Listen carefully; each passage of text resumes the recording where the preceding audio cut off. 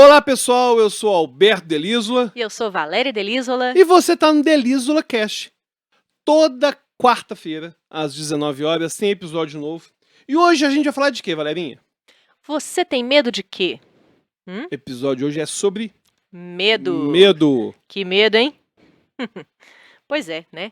Aquele medo que te assombra desde a infância. Será que a gente está falando de medo mesmo, né?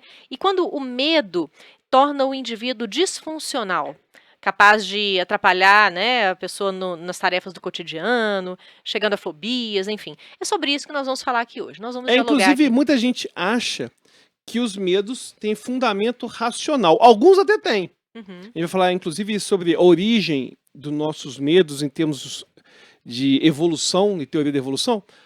O medo surge para nos resguardar de alguma coisa, né? Sim, sim. No entanto, nem todo medo é racional. É.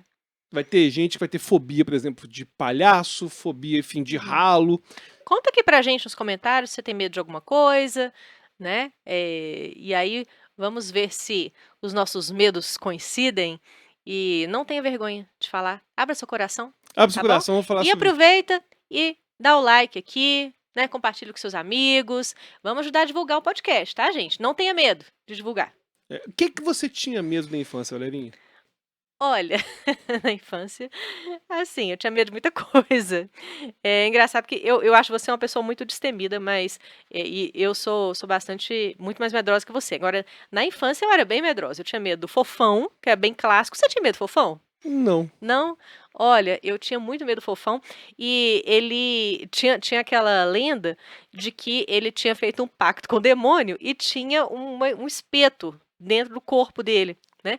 E aí eu e uma amiga fizemos uma cirurgia no fofão, nós tiramos a cabeça dele e aí tinha um espeto lá que segurava a cabeça do É o fofão, na suporte verdade da era o cabeça. suporte. Só que aí nós isolamos o fofão, tipo assim, ah, meu Deus, tem pacto mesmo e tal. E aí nunca mais brincamos Nessa com o mesma fofão. época, as pessoas tinham medo também da Xuxa. Porque a Xuxa tem um monte de lenda envolvendo a Sim, Xuxa, sim. né? Eu sempre me recusei a acreditar porque eu sempre amei a Xuxa. Mas Mas eu tive um pouco de medo da boneca. a boneca, eles É. falavam o que da boneca, né? Que ela ia Que estrangular a ela pessoa. matava a pessoa à noite. Aí eu trancava ela no guarda-roupa, assim, só por via das dúvidas. Amava a Xuxa, mas assim. Aí você é, brincava com ela, mas quando você tava dormindo, você deixava trancadinha pra garantir. era melhor garantir. Mas assim, aquele negócio de ouvir o disco ao contrário e ouvia não sei o que e tal, isso aí eu nunca acreditei, não. Mas eu tinha colegas que morriam de medo disso. Outro que eu tinha muito medo era o Chucky, o brinquedo assassino. Você tinha medo dele? Não, eu tinha medo. É do Fred Krueger. Ah, sim, eu também O tinha. Fred Krueger. Eu também tinha. Eu tinha muito medo de filmes de terror, porque meu pai sempre alugou muitos filmes de terror e eu gostava de assistir com ele. Na hora eu queria dar uma de, não, eu sou corajosa e tal. Aí eu assistia, minha mãe depois brigava com ele porque eu não dormia à noite, Não, né? teve uma E vez ficava morrendo de medo, mas o Jack eu morria de medo que também. eu e minha prima Camila, a gente gostava de ficar vendo filme de terror só pra mostrar que, tipo, não tinha medo. Aí teve uma vez que a gente foi na locadora e queria pegar um filme de terror. Aí o Qual dono que da vocês alugaram? locadora. Não era um filme. Não era desses clássicos, não. Era um filme Ah. de terror aí. Não sei se era Jason, uma coisa assim. Aí o dono da locadora, eu tinha tipo 11 anos. Falou assim: olha, esse filme é muito forte. É muito terror. Só se sua mãe autorizar. Nossa. Aí nesse momento eu falei: eu tenho que ver de qualquer jeito.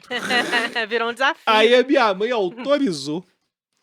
Aí eu arrependi, porque, tipo, eu morri de medo. Depois eu ficava dias tendo dificuldade de dormir. Uhum. Sabe? Só que não, vamos assistir, vamos assistir. O Chuck, eu tinha muito medo e assisti todos, né? Isso que era engraçado, que a gente tinha medo, mas aí lançava o 2, a gente assistia, morria de medo de novo, aí lançava o 3 e ia entrando Agora, o nesse Chuck loop teve um infinito. negócio engraçado que ele saiu do terror pra comédia, né?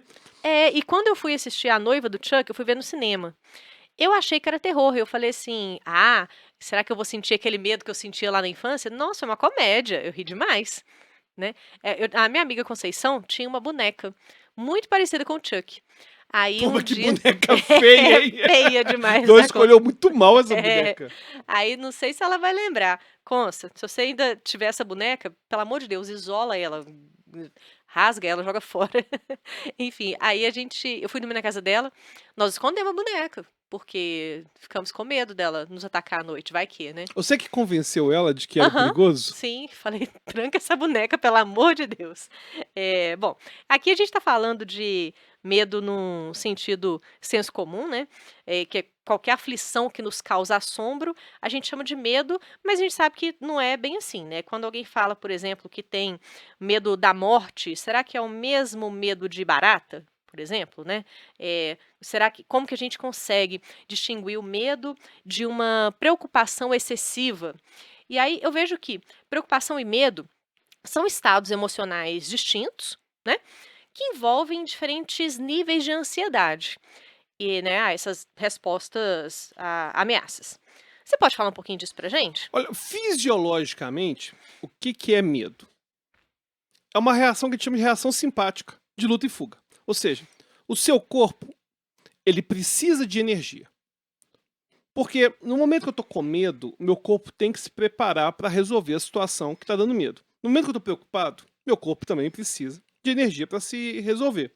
Então, ele vai disparar adrenalina, cortisol, vai suar, vai hiperventilar, que é seu corpo produzindo energia para poder lidar com aquilo, certo? O ponto é que o que vai realmente diferenciar uma preocupação de uma fobia ou, enfim, de um medo realmente complicado é muito mais o nível de disfuncionalidade. Uhum. Então, por exemplo, a pessoa, vamos supor que ela tem medo de altura. Por exemplo, eu não gosto de altura, certo? Eu não vou falar que eu tenho medo de altura, porque eu não deixo de fazer nada por conta disso. Por exemplo, eu olho da janela, se tiver que subir no telhado, eu subo. Mas a velocidade que eu subo no telhado não é igual do meu pai. Uhum. Meu pai é uma pessoa que não tá nem aí. Meu pai já caiu de segundo andar de Seu prédio. pai não tem medo de nada. Meu Seu pai pai é uma medo de pessoa nada. destemida. Não tem medo de nada. Eu, por exemplo, tenho muito mais dificuldade de subir numa escada que você. Uhum. Mas eu não deixo de subir na escada pra tocar a lâmpada. Sim. Ou seja, não é disfuncional. Eu não gosto de estar solto. Por exemplo, eu não me sinto à vontade numa escada que não tem apoio. Mas eu não me importo de estar no elevador ou de estar num... Enfim, olhar de uma sacada, mesmo que meu corpo esteja livre, não importa. Ou seja, não poderia dizer que esse meu desconforto é uma fobia, é um medo, não, porque não tem nenhuma disfuncionalidade associada a isso. E o que você falou lá no início, né? Não necessariamente o medo é racional. Não, na verdade, em geral, as pessoas elas vão colocar racionalidade depois. Porque quando a pessoa tem uma fobia, por exemplo, olha que interessante, vamos supor que você tem clownfobia, que é o medo de palhaço. Nunca entendi esse medo, porque Pois é. eu amo palhaço, eu acho a coisa mais linda do mundo, eu queria ser palhaço quando era criança. Você até contou já. Já contei aqui no Episódio podcast. aqui que você foi na escola de que eu fantasiado fui de fantasiado palhaço. de palhaço. Mas vamos supor que você tem clownfobia. Uhum. Você sabe que sou eu. Se você me vê maquiando de palhaço, você vai ter a crise do mesmo jeito. Ou seja, não tem a ver com o pensamento. É uma reação de condicionamento fisiológico. Para a pessoa entender como que é esse medo irracional, imagina que você está lavando louça. Está lavando louça? E aí alguém chega por trás e te assusta. Te grita, te assusta. Aí eu pergunto, aí você assusta, claro. O que é que você estava pensando que você assustou? Nada. Porque meu corpo viu aquilo como uma ameaça e reagiu de forma fisiológica. Ou seja, eu vou pensar sobre o que aconteceu a posteriori. Não é realmente... Não dá tempo entre o grito que eu recebo e meu raciocínio de eu ter antecipado isso. Não, não dá tempo. Não dá tempo. Meu corpo simplesmente reage. Então a pessoa, ela reage ao olhar o palhaço da mesma forma que a gente reage vendo o leão. Ou seja, é uma coisa instintiva. Por algum motivo, o cérebro dessa pessoa está reagindo de forma instintiva para algo banal do cotidiano. Geralmente isso vai ser aprendido. A gente até vai falar depois que a gente tem uma tendência inata de ter certos medos. Por exemplo, o medo de aranha e de cobra. A gente tem algumas pesquisas que indicam que é meio que inato. A gente tem uma tendência a ter medo. Por ser asqueroso, assim? A criança já Não sente... é nem questão de ser asqueroso. Por algum motivo, se você coloca, por exemplo, A pessoa, ela vai ter mais facilidade de ter medo de cobra do que de borboleta. Ah, tá. E Por uma questão provavelmente... estética. Pois é, não necessariamente. Ah. Não necessariamente. Porque a gente também tem esse mesmo medo com a aranha. Conseguindo perceber isso, e depois eu vou falar da pesquisa, que tem a questão de uma tendência inata da gente ter medo tanto de aranha quanto de cobra. Por algum motivo, e isso você pensa. Por exemplo, vamos pensar o ser humano primitivo. E se a gente voltar mais tempo ainda, antes de ter ser humano, pô, a gente e os répteis, a gente nunca foi amigo, não. Certo? Então, não são antepassados que a gente foi amigo, não.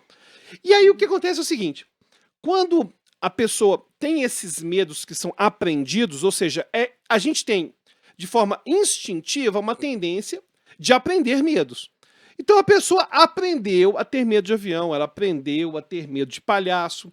E depois que aprende, quando eu falo aprender, é condicionamento, não é que eu estou realmente raciocinando para aquilo. Na verdade, eu aprender a ter o medo é que de tanto aquilo acontecer ao mesmo tempo, igual o experimento Pequeno Albert, que colocou o bebezinho lá, um dos experimentos mais terríveis da psicologia, colocava um bebezinho. E de que ano esse experimento? Foi no início do século XX. Uhum. Foi com o Watson. E o Watson, o que acontecia? Ele queria provar que os medos eram aprendidos. Aí botou um bebê Aí ele lá, pegou um bebê, que a gente, chamado 4 Albert, meses, seu xará, ficou chamado de Albert, a gente nem sabe o nome dele exato, mas colocou o bebê... numa sala, né? Não, aí colocou ele numa sala, todo mundo vendo, e deu pra ele um coelho. Ele brincou com um coelho. Aí depois, inclusive, a pesquisa recente mostrou que a gente não tem tendência de ter medo de coelho. Não tem. E aí depois a pesquisa mostrou o coelho pra ele. Aí depois mostrou o coelho de novo. Só que quando foi mostrar o coelho, pegaram uma barra de ferro pesadíssima e bateram a poucos metros da criança. Pra ela assustar com barulho. E a partir daí, ele aprendeu a ter medo de coelho. Ele associou. E associa, começava a chorar com coelho, começava a chorar com máscara de macaco, começou a mostrar máscara de bicho, enfim, pelos, enfim. Aterrorizaram o pequeno Albert. Aterrorizaram, e ele fez uma coisa chamada generalização de estímulo. Que o nosso medo, ele começa com algo e vai expandindo. Só que, quando a criança começava a ter medo do coelho agora, ela não estava raciocinando. Ela nem tinha esse pensamento elaborado de pensar, o coelho pode ser perigoso. Não, o corpo simplesmente reage. E o interessante é que, com o passar do tempo, a gente vai ter uma tendência desses medos irem piorando. Agora, é importante, inclusive, se você conhece alguém que tem uma fobia grave, você dar razões não resolve. A pessoa tem que fazer o que a gente chama de terapia expositiva. É a pessoa aprender, com a ajuda da terapia, a se expor aquilo até acostumar. Sim. E até a gente mesmo, né? Vou falar aqui de um medo que eu tenho, que é barata. Tenho pavor de barata. E pensando racionalmente, né? Quando me deparo com uma barata e me dá aquele pânico ali e tudo mais. Não tem motivo nenhum. Não tem motivo nenhum. Que aí eu penso assim, peraí, eu sou muito maior do que a barata, né? A barata não vai me atacar. Quer dizer, se for voadora, às vezes ela pode vir em cima de mim, né? Não, mas não vai atacar. Já aconteceu, mas não vai atacar. Mas assim, racionalmente... Não existe homem macho valente com barata voadora, não.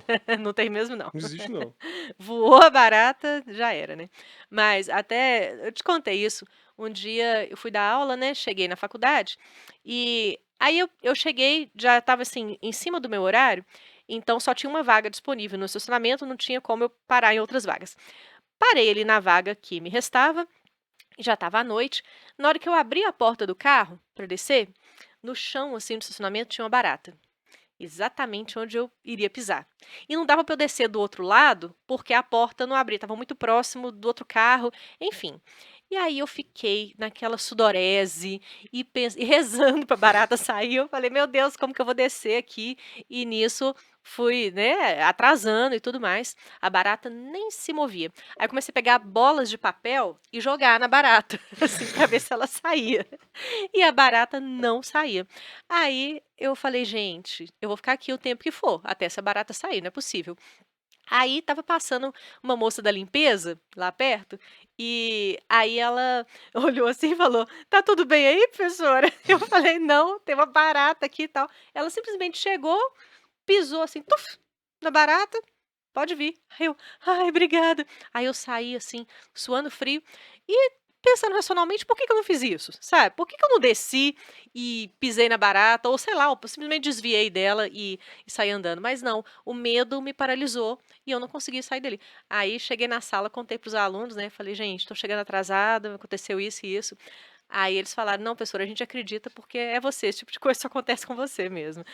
Mas é totalmente irracional, né? Assim, é uma não é. barata, Se você pensa, pô, não mas é um urso na floresta, não, né? é muito simples. Você pega, por exemplo, eu na psicologia trabalhei com rato. Uhum. Os ratinhos de Os ratinhos laboratório. no laboratório. Bom, não faz sentido nenhum ter medo desses ratinhos se você pensa de forma racional. Pô, esses ratinhos são mega bem alimentados, são limpinhos, nunca foram criados um biotério. Tinha colega que não pegava de jeito nenhum. De jeito nenhum, mesmo sabendo da origem do ratinho.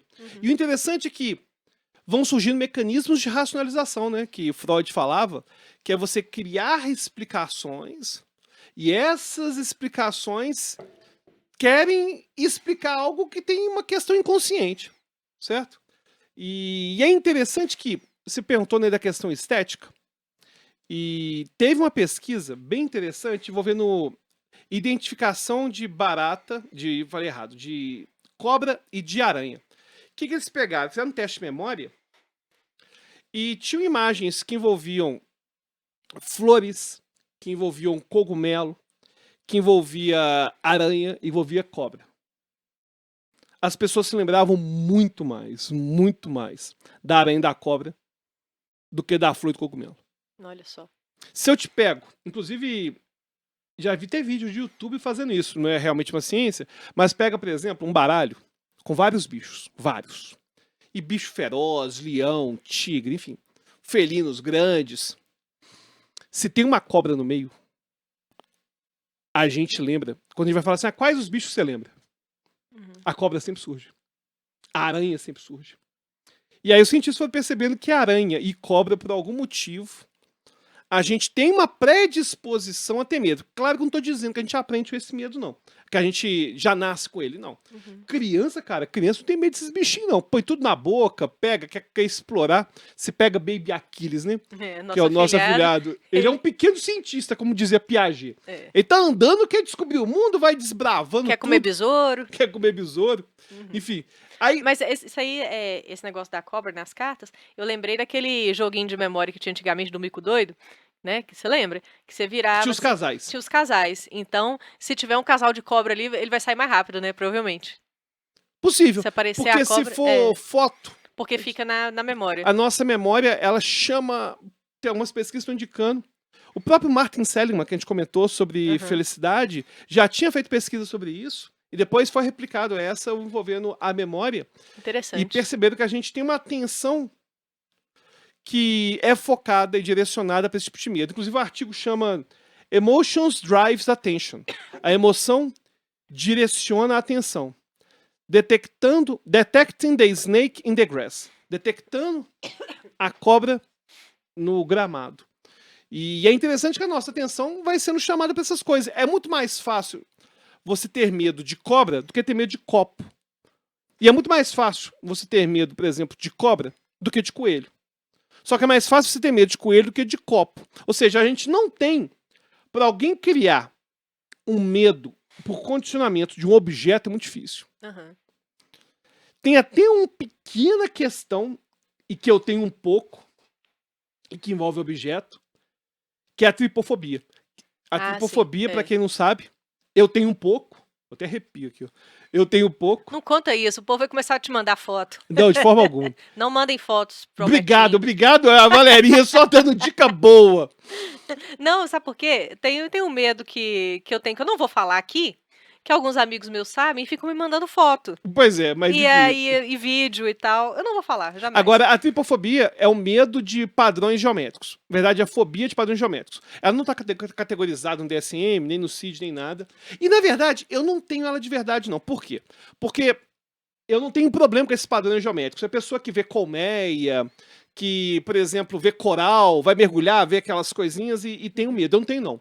O meu só atinge se for realmente uma coisa muito nojenta e editada no Photoshop. Aquelas erupções de pele. Mas tem que ser no Photoshop. Se for erupção de pele normal, também não dá nada, não. Aham. Só uma coisa assim, muito, muito artificial. Mas, em geral, a gente vai ter essa tripofobia porque, biologicamente, a gente quer evitar pessoas que estão com alguma coisa podre no organismo. Enfim, a nossa pele tá podre, alguma coisa assim. Mas o que faz, então, a gente ter medo de certos objetos que têm esses padrões não é o fato de ser um objeto. É o fato de nos remeter a algo orgânico. A gente vai ter medo de coisa orgânica. A gente tem medo de bicho, a gente tem medo de ameaças, né? Ou então de situações que podem se tornar ameaçadoras. Uhum. Agora, a gente vai generalizando estímulo. Por exemplo, uma coisa curiosa é que quase todos os meus clientes, eu atendo muito cliente que tem medo de avião. Uhum. Quase todos têm medo de elevador. Hum. Quase todos os clientes que têm medo de avião. Quando eu falo medo, gente, não é aquele medinho, não. É a pessoa tem uma crise de ansiedade que torna impossível o avião decolar. Aham. São pessoas que têm crises similares no elevador. E isso tem a ver com uma coisa Meu pai não anda de avião nem elevador. a gente fala de uma coisa chamada generalização de estímulo. E tem uma coisa interessante que tem a ver com essa generalização de estímulo, que chama lei de Hebb. Eu não sei se já comentei em algum Eu podcast acho que sobre lei de sim, Hebb. sim. Mas a lei de Hebb tem um neurocientista chamado Donald Hebb, que o resumo da ideia dele, que na verdade não foi ele que disse essa frase, mas o resumo está numa frase que é a seguinte: neurônios que disparam juntos se conectam mais fortemente. Ou seja, toda vez que você ativa uma rede neural, ela fica fisicamente mais forte. Fisicamente mais forte. Então vamos supor que a pessoa tem medo de altura. Toda vez que ela se expõe ao medo, mas foge, enfim, tem alguma crise, ela tá deixando aquele medo mais forte neurologicamente. Ou seja, os neurônios vão ficando cada vez, uma rede neural cada vez mais forte. E cada vez que ela vai passando por aquilo, vai ficando mais forte. É como se fosse academia, né? Ela estivesse exercitando um É, músculo academia ali. é ginástica pro medo. Aham. E o pior é que estímulos parecidos começam a ativar essa rede. Porque essa rede vai ficando tão forte que aí, por exemplo, teve uma menina que eu atendi uma vez que ela tinha medo, ela tinha uma fobia grave de gato, cachorro e passarinho. Ou seja, o que tem a ver? Né? Que na verdade os estímulos vão se aproximando, aí Vira uma coisa só, né? ativava sempre para medo de passarinho. Só que começou a ter algum tipo de semelhança no estímulo do passarinho com o do gato. E aí o cérebro começou a ver o gato como ameaça, e ao ver gato e fugir de gato, começou a disparar, e depois aconteceu isso com o cachorro, e foi acontecendo uma generalização para vários estímulos. Uhum. Então, com o passar do tempo, existe uma tendência de, se não tiver tratamento, se não fizer tratamento, só piorar. Uhum. E virar uma fobia cada vez E mais vai ficando cada vez mais debilitante. aguçada. Agora, quando fazer terapia? Isso é uma coisa interessante, por quê? Teve uma cliente minha que falou: tenho fobia de cobra e mora em São Paulo. Tá, mas não é um problema não, né? Porque a gente tem que pensar em disfuncionalidade. Então, vamos supor, a pessoa tá com medo, tem um medo terrível de cobra. Quanta disfuncionalidade está trazendo para o dia dela? É uma coisa que ela tem que perceber e tem que avaliar antes de fazer terapia. É, ela mora no centro de São Paulo, ela vai ver cobra quando? Por exemplo, agora, o fato é Mas que... se ela for fazer uma trilha, for viajar, Exatamente. aí vai causar uma Se ela é uma disfuncionalidade. pessoa que faz trilha, e também depende do nível. Tem uma cliente minha que tinha medo de cobra, morava em São Paulo. Só que o medo era no nível que não podia nem ver na televisão. Ah, Pô, aí tá. tem que fazer terapia. É. Porque Tem gente que nem foto, nada. nem foto, porque ela, é interessante, quando a pessoa tem um medo tão grande, ela não é capaz de falar o nome. Ela não fala cobra, por exemplo. Ah, é? Ela não é capaz. Você tem uma ideia? Na terapia, a primeira coisa que a gente às vezes vai fazer é a pessoa se acostumar a ouvir o nome. Ó. Porque é o estímulo que ela aguenta lidar para poder aprender repertório para fazer enfrentamento.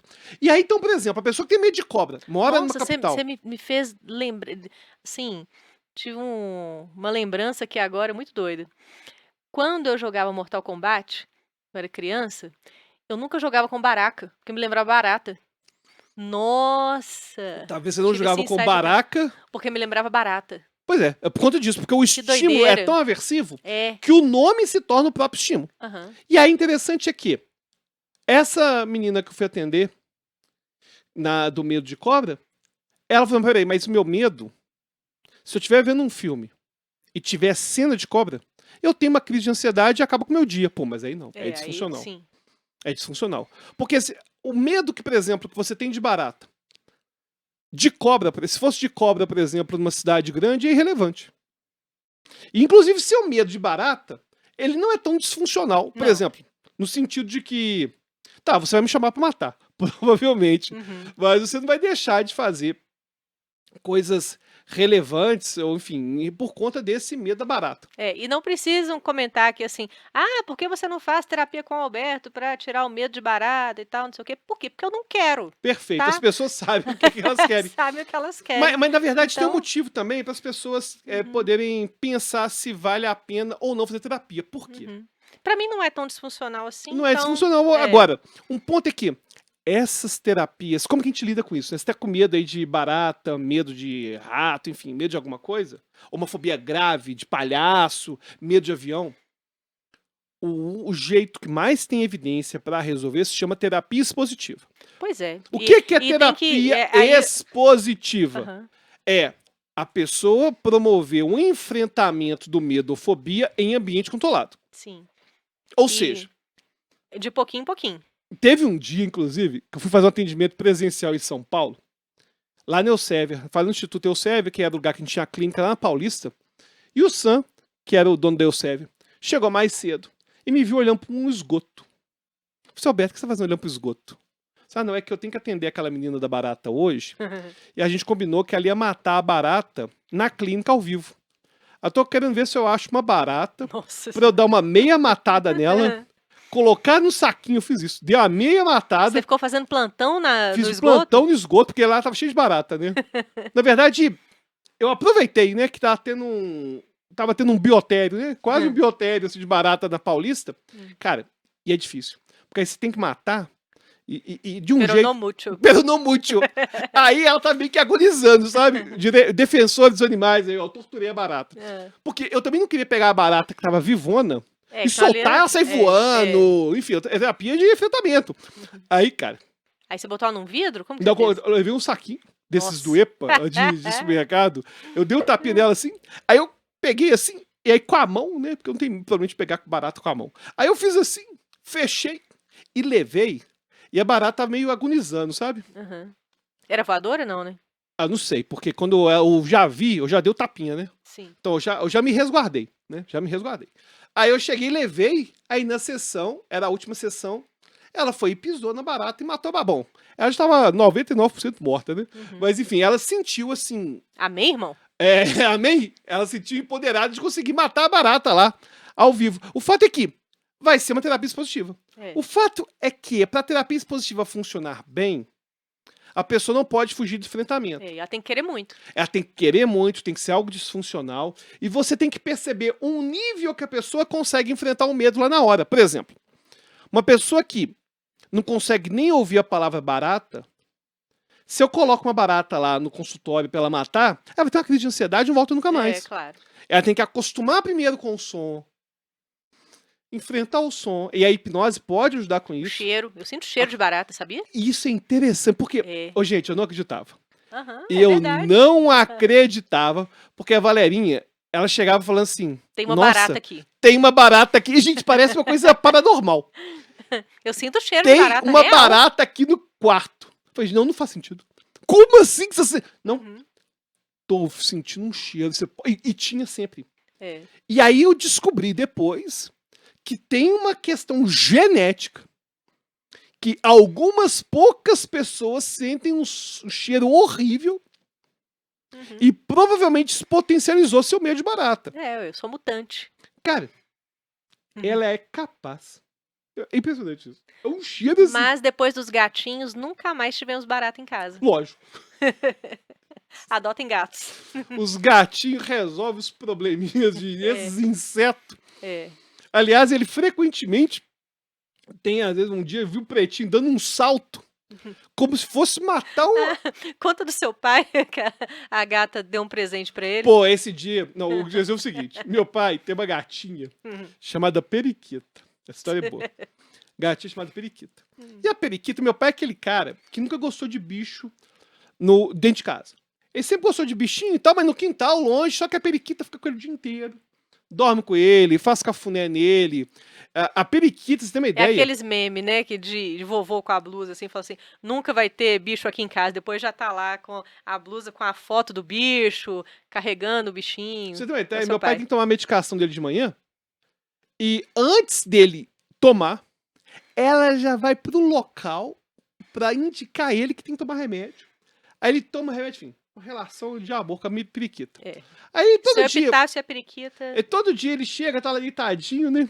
Faz carinho na periquita. Aí teve um dia que tava lá Ele deitadinho. faz carinho na periquita? Oh, a periquita tá do gatinho. Aí, ele tava deitadinho Ai, ai. e tava meio frio, né? Uhum. E aí, debaixo do cobertor, ele tava começou a fazer carinho na periquita. Tinha um movimento no debaixo movimento cobertor. do edredom. Aí ele fez um carinho com o pé e tal. Aí ele falou, oh, que delícia, a periquita tá aqui. É, aí Fez- fez carinho no pé com ela. E tava fazendo carinho só com o pé. Não fez carinho com a mão, não, só com o pé. Ah, Fazendo tá. carinho, sacanei meu pai também, não. Aí tava fazendo carinho só com o pé e tal. Só que ela começou a ficar esfregando muito nele. Falei, não, peraí. Deixa eu dormir, né? Desse jeito tá jeito, não. E ela esfregando nele. E aí, deixa eu dormir. Aí dá um periquito. Sai daqui. Aí ele levantou, tirou assim o cobertor, era um rato. A periquita tinha levado o presentinho pra ele. Aí era um rato. Felizmente, meu pai não tem medo de rato. Agora, pelo menos esse rato. Meu pai sacrificou, infelizmente, o ratinho, né? Ele não teve muita opção. É. Mas ele deu o último carinho pro rato. Fez o carinho antes de matar. Eu fico imaginando o desespero do rato, né? Recebendo o carinho do algoz. Pois é. Agora, ainda bem que meu pai Ainda não tem bem que medo ele de não rato. tem medo de Imagina rato. se ele tivesse medo de rato. Nossa, eu acho que eu surtava se eu visse um rato na cama. Já E pensou? detalhe, não é um rato de biotério, né? É um É, rato de não. esgoto, né? É um Pois rato de é. esgoto. A periquita levou pra ele de presente. Presentão, o seu gatinho já te trouxe presente? Tem um cachorrinho nosso que a gente tinha que chamava Snoopy, que um dia era um poodlezinho, cara. Eu cheguei em casa, na sala, e vi um bicho de pelúcia. Gigante. Um bicho de pelúcia, que julgado. Fui ver uma ratazana morta. Nossa. Que ele matou e levou pra dentro de casa. Sério? Tirou lá do quintal e levou pra dentro de casa. Mas, enfim. Meu Nick também, ele fazia isso. Levava ratos e... O interessante é que quando você tem medo, guarda isso. Toda vez que você foge, a fobia fica mais forte, as redes neurais ficam mais fortes. Agora, o que acontece no enfrentamento? Quando você enfrenta, essas redes neurais do problema são ativadas do mesmo jeito. Só que no momento em que você não foge, o seu cérebro entende que não é tão perigoso assim. E cria um fenômeno que a gente chama de habituação. A habituação que é simplesmente o acostumar-se. Então, por exemplo, se eu chego, sei lá, eu tô lá. Ah! Nossa, Ah! Ah! assustou o Ricardo também. ó. Habituação! Até a equipe aqui assustou. Isso chama habituação. Eu dou um grito.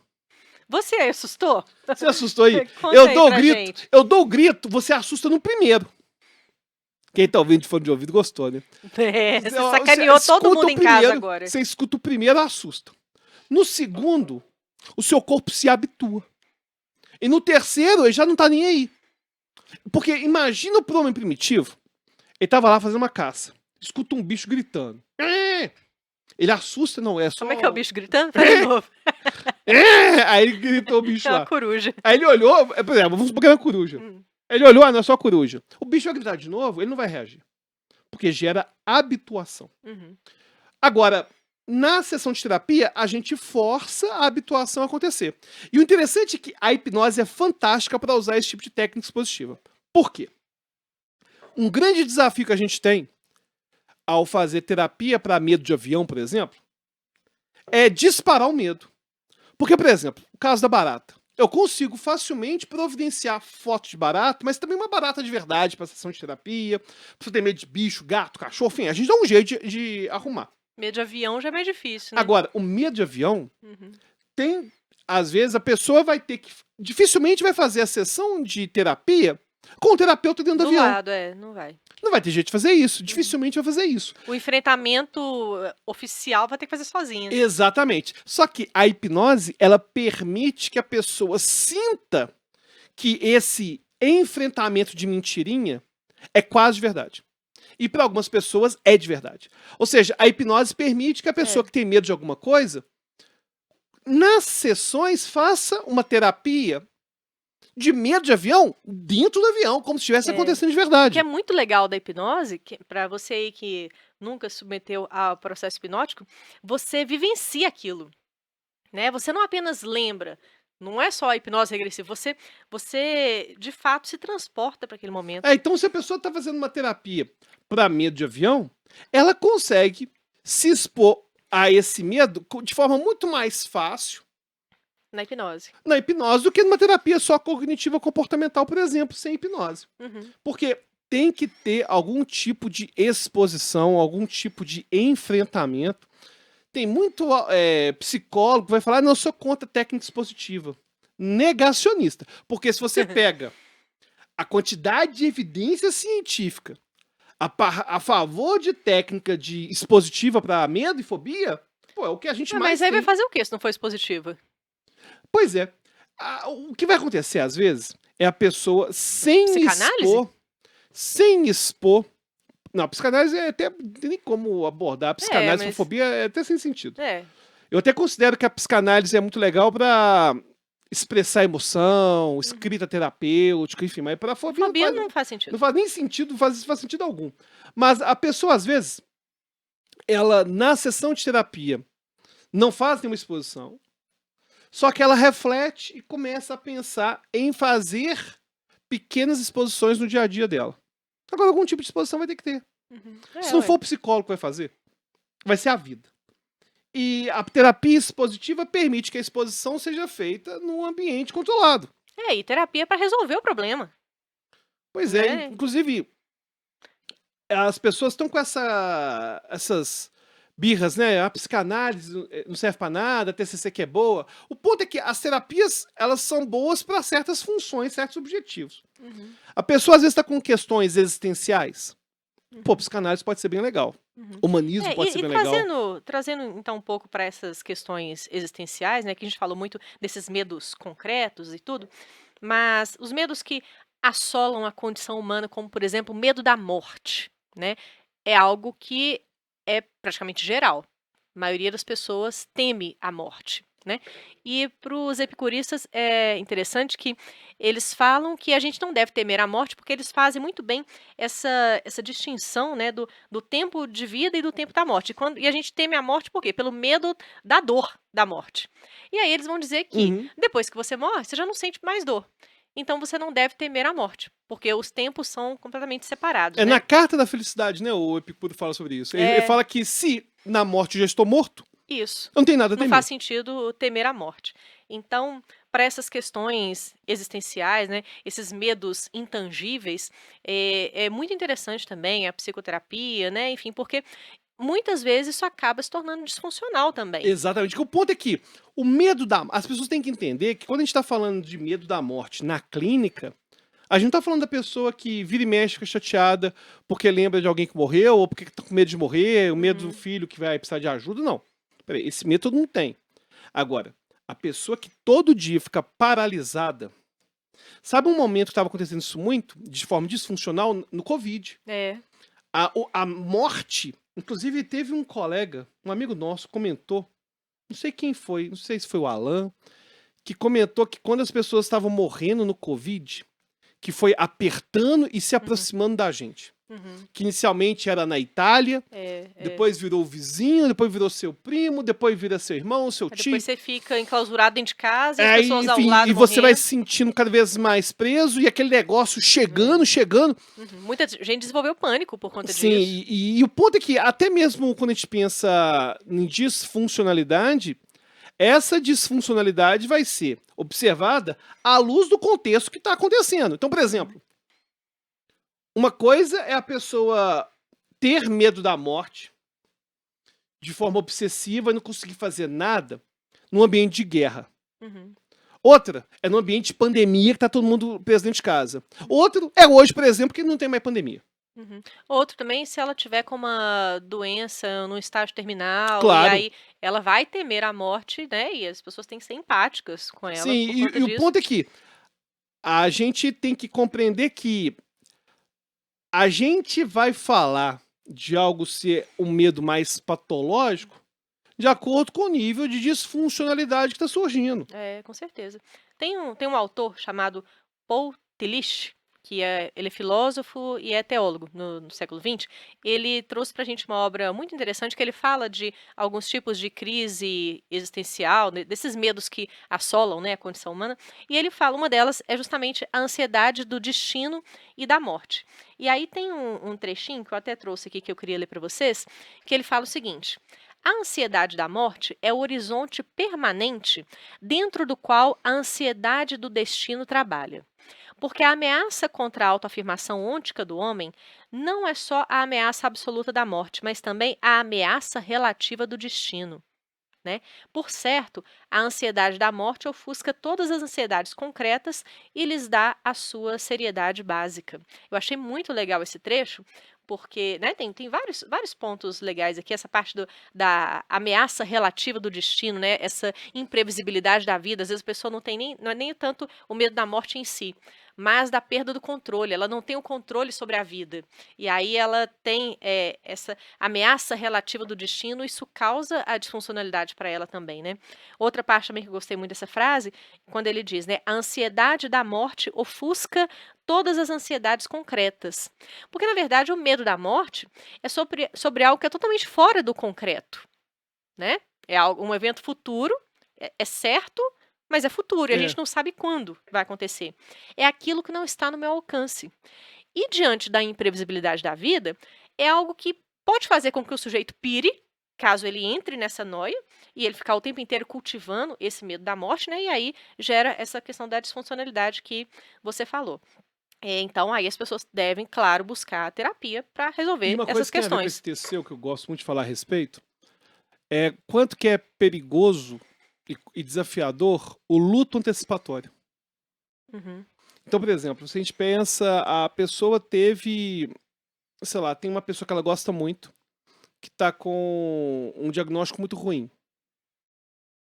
A pessoa tá com ela agora, talvez não tá nem sentindo dor agora, e, no entanto, não somos capazes de aproveitar de verdade a presença dessa pessoa pelo luto antecipatório uhum, da morte que vai chegar ainda e não chegou ainda. uhum. E o luto antecipatório, ele às vezes nos machuca ainda mais que o luto de verdade. Porque a gente sente a culpa de não estar aproveitando aquele momento. E no luto antecipatório, o que mais machuca e que tem a ver com o texto é a imprevisibilidade. Uhum, Porque no luto antecipatório você perde o controle.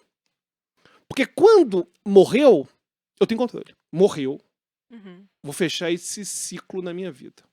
Acabou, vou começar agora a partir daqui. Mesmo que ela tenha um luto tardio, mesmo que ela demore a Exatamente. elaborar aquilo, mas é algo que um dia vai se ressignificar, né?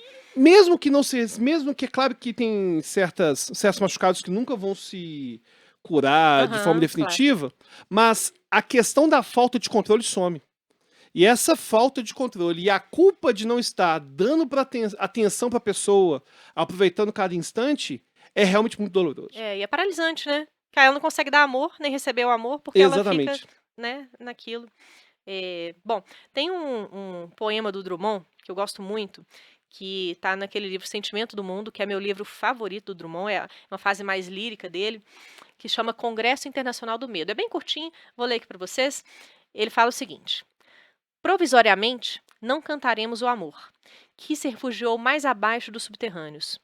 Cantaremos o medo, que esteriliza os abraços. Tudo a ver com o que você falou, ó. Até arrepiei. Não cantaremos o ódio, porque esse não existe. Existe apenas o medo, nosso pai e nosso companheiro. O medo grande dos sertões, dos mares, dos desertos, o medo dos soldados, o medo das mães, o medo das igrejas. Cantaremos o medo dos ditadores, o medo dos democratas. Cantaremos o medo da morte e o medo de depois da morte. Depois morreremos de medo, e sobre nossos túmulos nascerão flores amarelas e medrosas. E para viver precisa de coragem. Uhum. Eu acho esse poema, assim, maravilhoso. Nossa, eu até arrepio. E essa parte, isso tudo que você falou aí, né, desse exemplo. O medo que esteriliza os abraços, né? Ele não Ele não consegue, consegue ter um abraço de verdade. de tanto medo que ele tá, ele não consegue se doar né, e viver aquilo.